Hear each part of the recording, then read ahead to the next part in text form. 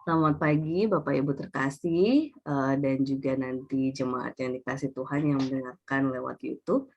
Kita bersyukur hari ini kita masih bisa bernafas, masih bisa bersekutu pada pagi hari ini dan memuji Tuhan dan mendengarkan firman Tuhan sebagai dasar kita menjalani hari-hari kita. Kita berbahagia, untuk itu kita akan memujikan satu lagu yang mengajak kita memuji Tuhan dengan mengatakan, hari ini kurasa bahagia. Kita pujikan bersama-sama.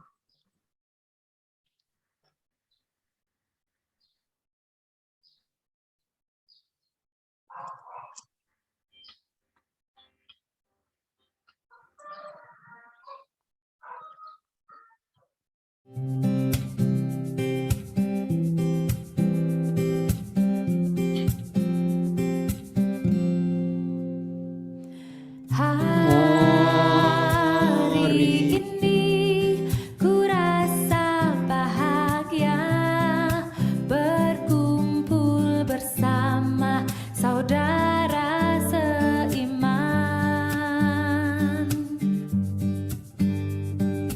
Tuhan Yesus telah satukan kita tanpa memandang di antara kita,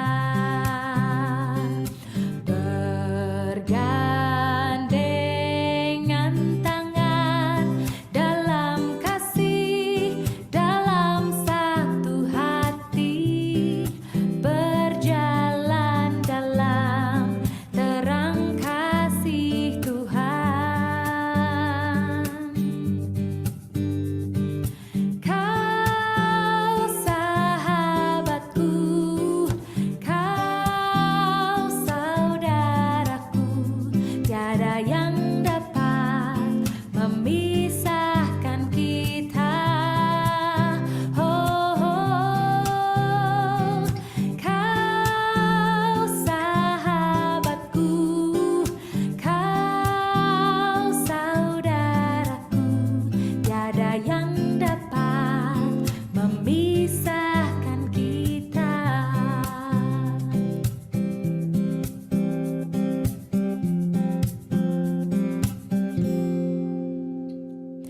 Hari ini ku rasa bahagia berkumpul bersama saudara seiman.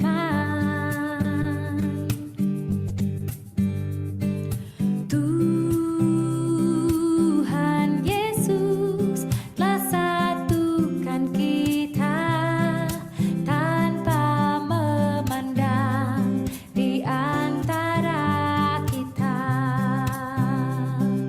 bergandengan tangan dalam kasih, dalam satu hati, berjalan dalam terang kasih Tuhan.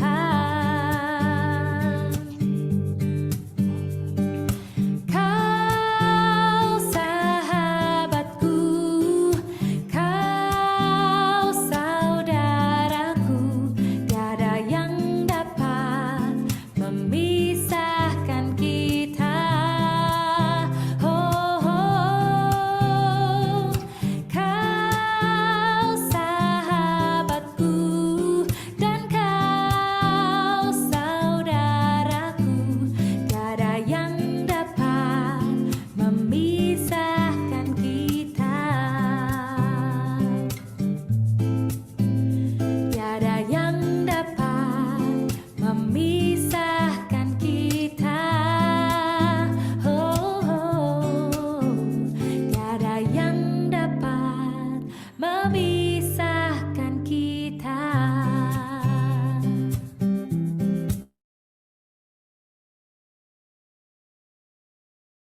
Monggo Bu Sahni.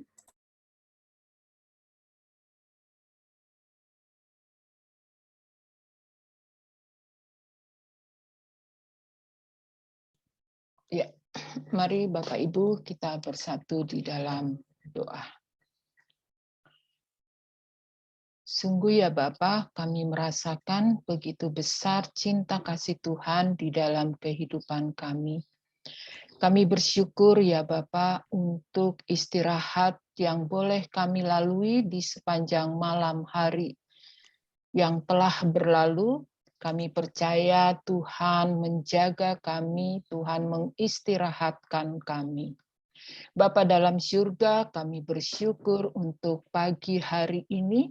Tuhan telah membangunkan kami, Tuhan memberikan nafas hidup kami yang baru, Tuhan memberikan kesehatan yang baru.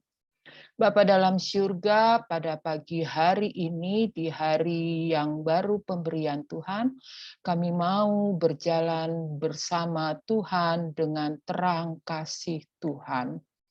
Bapa dalam surga, kami pun mau melandasi dengan renungan pagi yang akan dibawakan oleh Bapak Pasiman.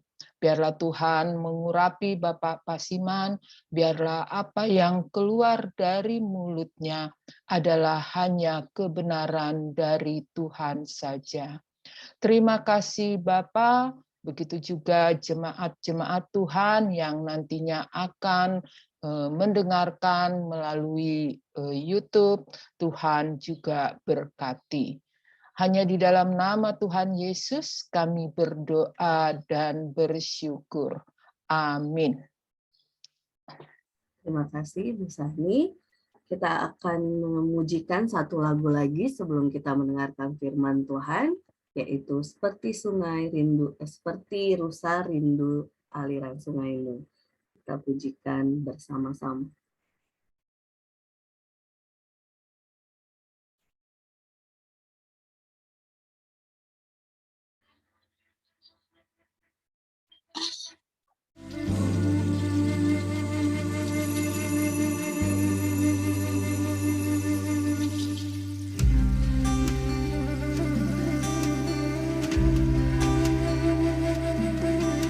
Seperti rusa rindu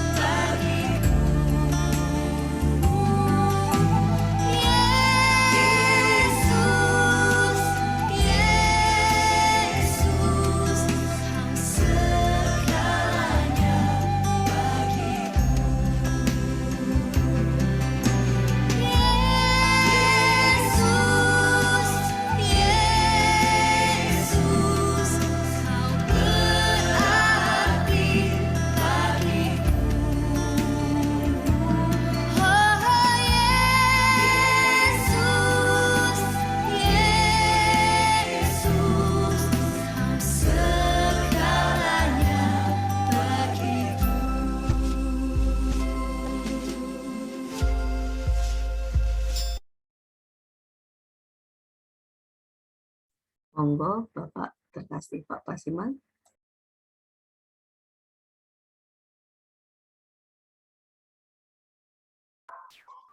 Terima kasih Mbak Aban, Ibu-ibu semua. Selamat pagi, Shalom. Pagi hari ini kembali mari bersama-sama bersyukur untuk napas kehidupan baru kita. Terlebih kita sudah boleh dilayakkan untuk menaikkan pujian kita kepada Tuhan atas kasih karunia-Nya mengawali hari ini. Dan sebelum kita bersama-sama mendengarkan firman Tuhan, kembali kita datang pada Tuhan.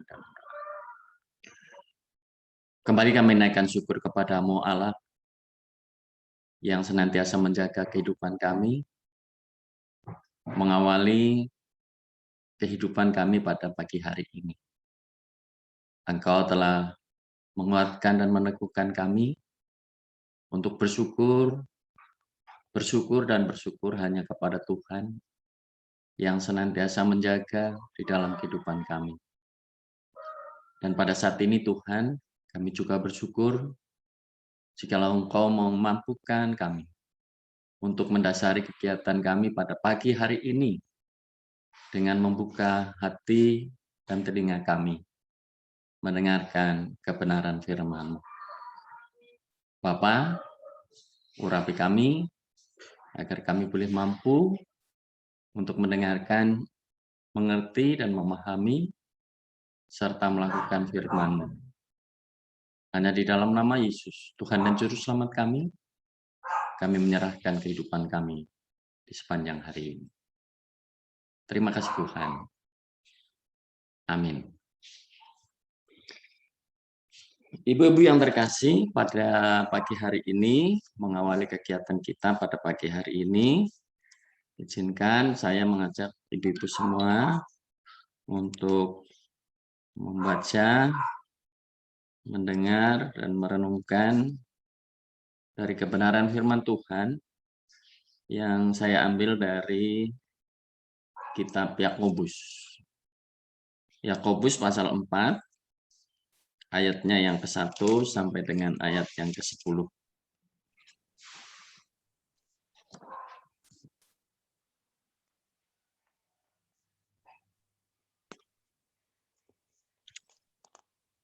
Yakobus pasal 4, ayat 1 sampai dengan ayat yang ke-10. Lembaga Alkitab Indonesia memberikan judul dalam perikop ini adalah hawa nafsu dan persahabatan dengan dunia. Dari manakah datangnya sengketa dan pertengkaran di antara kamu? Bukankah datangnya dari hawa nafsumu yang saling berjuang di dalam tubuhmu? Kamu mengingini sesuatu, tetapi kamu tidak memperolehnya. Lalu kamu membunuh, kamu iri hati, tetapi kamu tidak mencapai tujuanmu. Lalu kamu bertengkar dan kamu berkelahi. Kamu tidak memperoleh apa-apa karena kamu tidak berdoa. Atau kamu berdoa juga, tetapi kamu tidak menerima apa-apa karena kamu salah berdoa. Sebab yang kamu minta itu hendak kamu habiskan untuk memuaskan hawa nafsumu. Hai kamu, orang-orang yang tidak setia, tidakkah kamu tahu bahwa persahabatan dengan dunia adalah permusuhan dengan Allah? Jadi, barang siapa hendak menjadi sahabat dunia ini, ia menjadikan dirinya musuh Allah. Janganlah kamu menyangka bahwa kitab suci tanpa alasan berkata, roh yang ditempatkan Allah di dalam diri kita diingininya dengan cemburu. Tetapi kasih karunia yang dianugerahkannya kepada kita lebih besar daripada itu. Karena itu ia katakan, Allah menentang orang-orang yang congkak, tetapi mengasihani orang yang rendah hati. Karena itu, tunduklah kepada Allah dan lawanlah iblis, maka ia akan lari daripadamu. Mendekatlah kepada Allah, dan ia akan mendekat kepadamu. Tahirkanlah tanganmu, hai orang-orang berdosa, dan sucikanlah hatimu, hai kamu yang mendua hati. Sadarilah kemalanganmu, berduka cita dan merataplah. Hendaklah tertawamu kamu ganti dengan ratap dan sukacitamu dengan duka cita. Rendahkanlah dirimu di hadapan Tuhan, dan Ia akan meninggikan kamu. Ibu-ibu yang terkasih di dalam Tuhan, sejauh kita membaca dari Yakobus pasal 4 ayat yang ke-1 sampai dengan ayat yang ke-10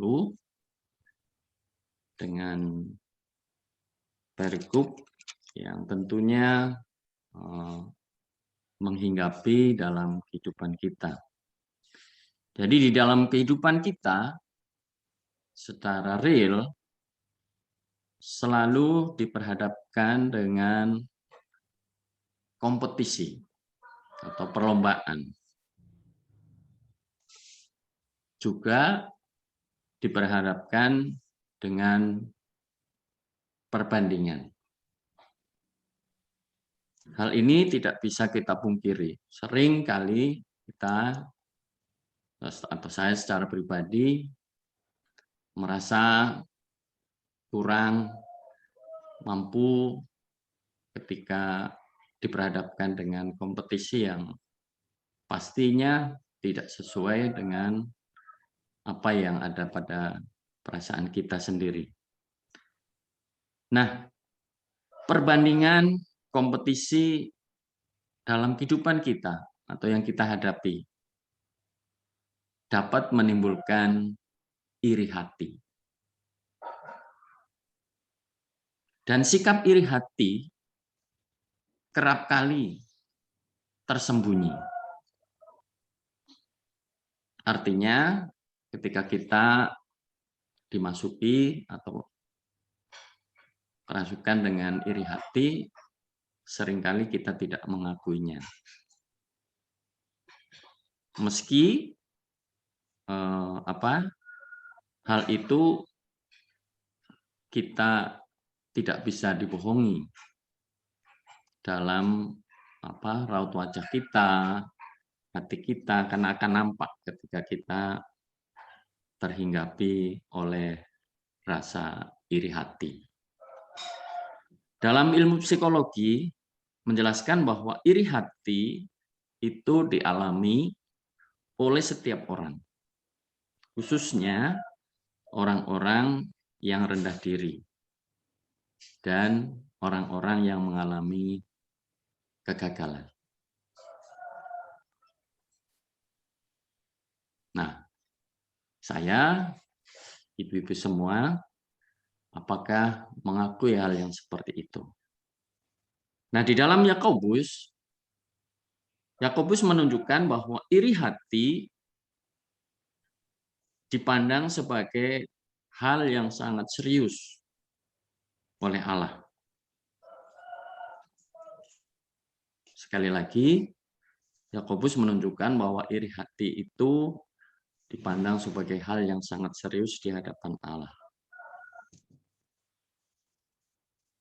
Sama seperti halnya dengan kebohongan. Ibu-ibu yang terkasih, kalau kita masih ingat renungan yang disampaikan oleh Bapak Yusuf pada tanggal berapa? Tanggal 20 Agustus yang membicarakan dan merenungkan tentang kebohongan. Nah, salah satu dari dampak itu menyebabkan manusia dikuasai oleh dosa, yaitu dosa iri hati. Nah, akar dari iri hati adalah, tadi dinyatakan di dalam kitab Yakobus, akar daripada iri hati adalah persahabatan dengan dunia dan permusuhan dengan Allah.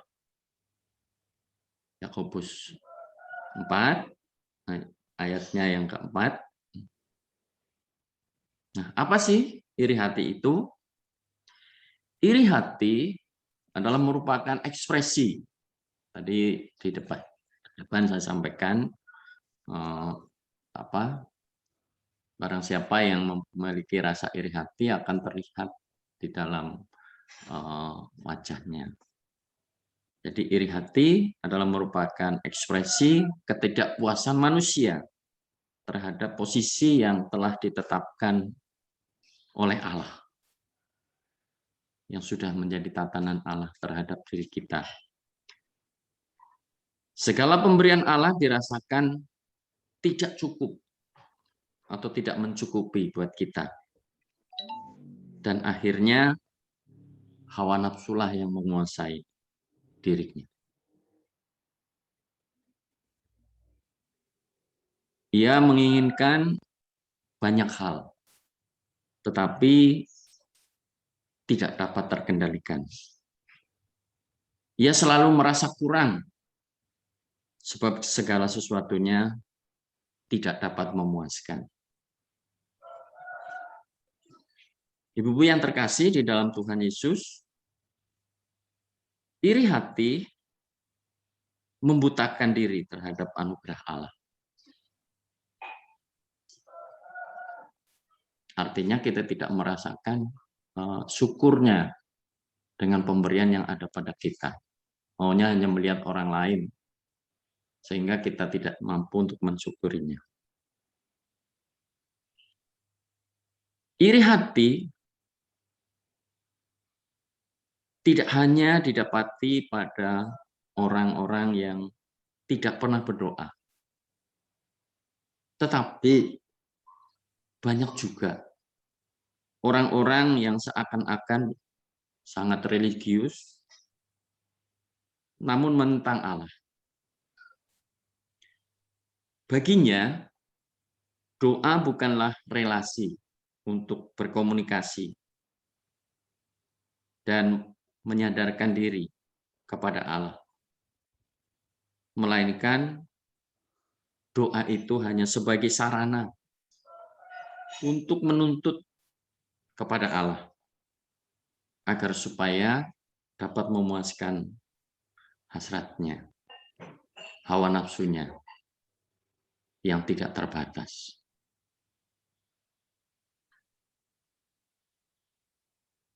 Ibu-ibu yang terkasih, hati yang dipenuhi dengan amarah karena iri hati akan kehilangan akal, akan kehilangan sukacitanya. Banyak hal yang dapat menjadi contoh di dalam tokoh Alkitab.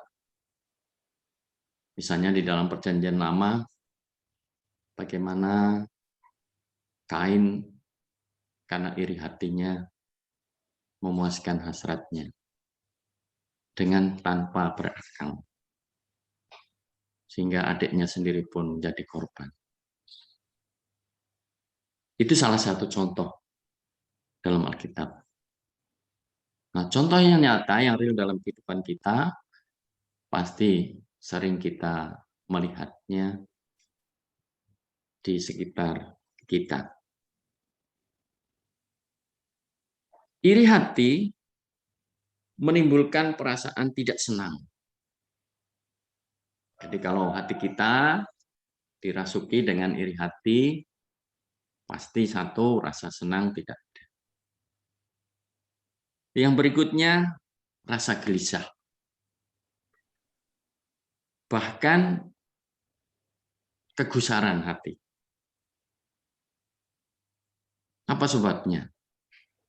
Karena sesuatu yang dimilikinya terasa kurang dibandingkan dengan orang yang kita taruh rasa iri hatinya.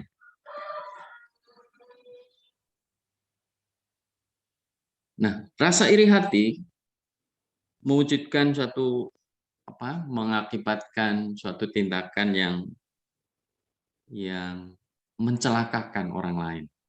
Tidak hanya merugikan diri sendiri, tetapi iri hati akan mencelakakan orang lain. Misalnya, secara tidak langsung, kalau kita iri hati, biasanya memberikan ancaman, atau kalau kata orang Jawa, menyampaikan kata serapah itu, secara tidak langsung mendoakan supaya orang lain yang kita taruh iri hati itu celaka. Persaingan yang tidak sehat pasti akan terjadi. Kemudian rasa curiga pasti ada. Kemudian menyebar keinginan untuk menggosipkan. Dan pada akhirnya memberitakan hal-hal yang tidak baik, yang mencederai orang lain. Dan banyak cara disampaikan. Misalnya dengan mengkritik secara langsung atau tidak langsung, dengan cara menyampaikan humor yang bersifat sarkastik dan seterusnya, yang membuat orang di sekitarnya, jika termasuk di dalamnya, dia akan terbawa ke dalam rasa iri hati itu. Ibu-ibu yang terkasih di dalam nama Tuhan Yesus, jadi iri hati sangat mengerikan dan sangat mematikan kehidupan rohani kita. Oleh sebab itu, pemulihannya tidak dapat kita lakukan sendiri. Pemulihan itu hanya terjadi dari tindakan Allah terhadap hati dan diri kita. Hanya kasih karunia Allah saja yang dapat memampukan kita untuk dapat kembali memiliki sikap rendah hati. Hanya dalam terang kasih-Nya kita disadarkan siapa sesungguhnya Allah kita dan siapakah kita sesungguhnya sebagai ciptaannya. Dengan itu, ketika kita disadarkan, kita akan bisa kembali untuk senantiasa memuliakan Tuhan dengan bersyukur dan bersyukur apa yang Tuhan anugerahkan kepada kita di dalam keseharian kita. Nah, kesadaran itulah yang seharusnya membawa kita kepada penyesalan, ratapan, dan pengakuan, serta keinginan untuk memohon pengampunan atau pertobatan.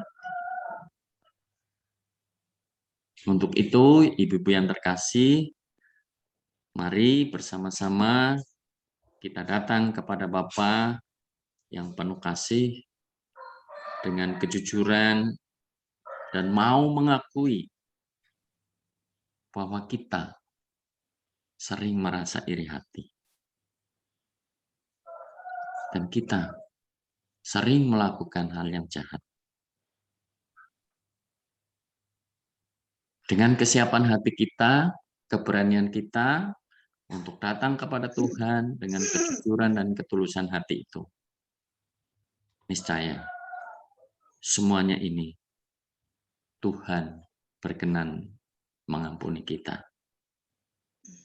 Selamat memasuki hari yang baru pada pagi hari ini dengan bersyukur atas apa yang Tuhan anugerahkan kepada kita di dalam hidup kita. Amin.